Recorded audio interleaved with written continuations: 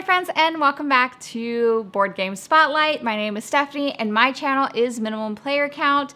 Today we are taking a look at Dinodocus. This is a game that is coming to Kickstarter, so without further ado, let's get started.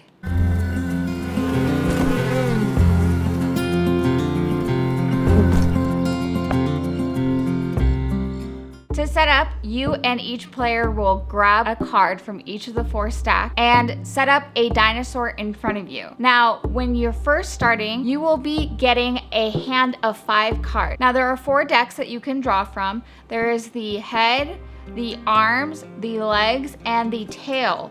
These all 4 make up a single dinosaur. So when you're drawing your hand of 5 cards, you can pick from any one of these decks. If you do not have a dino in front of you, this is when you would draw cards to place a dino in front of you, and at this time, you can also discard cards that you do not wish to keep and draw new cards. Make sure that you keep that hand limit of 5. The next step is hatching and mutation. During this phase, you can hatch a new dinosaur by placing down 4 cards to make a complete dinosaur, or you can mutate a dinosaur by placing 1 card into any one dino. Max 1 card per each dinosaur.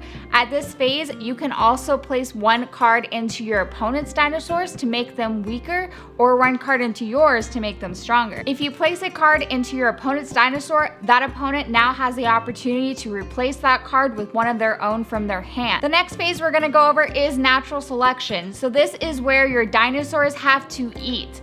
Herbivores obviously will be getting these food meeples. There are only a select number of these per game, so if you cannot draw from the pool, you will have to be stealing a plant from another dinosaur.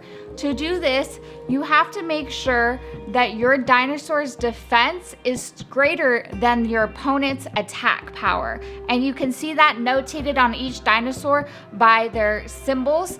The symbol of a claw is the attack power, and the scale is your defense. Again, we also have carnivores. So carnivores obviously have to eat the herbivores, and to do this, their attack has to be greater than that herbivore's defense, because obviously it needs to attack and eat them. Once a dinosaur has been eaten, it will then be discarded. During this phase, you will also be getting cards called period cards.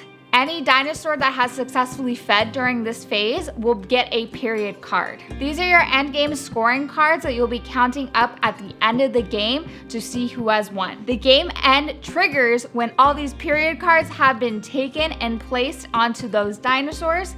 Now, every dinosaur gets a period card, but they only get placed into your pool area once that dinosaur has either died or hasn't been able to feed. In Dinodocus, it is up to you and your opponents to try to make sure to make the strongest dinosaurs you can by gathering those cards from each of the decks that are available, and also by manipulating your dinosaurs and your opponent's dinosaurs. Thanks again for joining me in this Kickstarter preview video of Dinodocus. I will see you all next time.